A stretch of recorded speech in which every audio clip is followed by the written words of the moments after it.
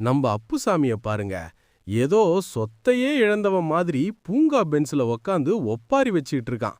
அப்போதான் அவனோட உசிர் தோழன் சுப்பு அங்க வர்றான். என்னப்பா அப்புசாமி, முகமெல்லாம் வீங்கி போய் கிடக்க, என்னாச்சுன்னு கேக்குறான்.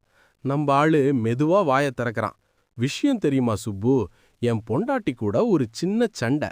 அதுல அவ கடுப்பாகி, இனிமே 30 நாளைக்கு நான் உன் கூட பேசவே மாட்டேன்னு சத்தியம் பண்ணிட்டா அப்படின்னா. சுப்புவுக்கு ஒரே சிரிப்பு. அடப்பாவி, இதுக்கு போய் எவனாவது அழுவானா? 30 நாளைக்கு வீட்ல ரேடியோ சத்தம் இருக்காது, நிம்மதியா தூங்கலாம். கொடுத்து வச்சவன்டா நீன்னு சுப்பு நக்கல் அடிக்கிறான். உடனே அப்புசாமி நடுங்குற குரல்ல சொல்றான், அது இல்லடா மேட்ரு, அந்த 30 நாள் விரதம் இன்னைக்கு நைட்டோட முடியுது. நாளையிலிருந்து அவ பேச ஆரம்பிச்சிடுவாளே, அந்த அலார சத்தத்தை நினைச்சாதான் இப்பவே என் பிளட் பிரஷர் ஏறுது.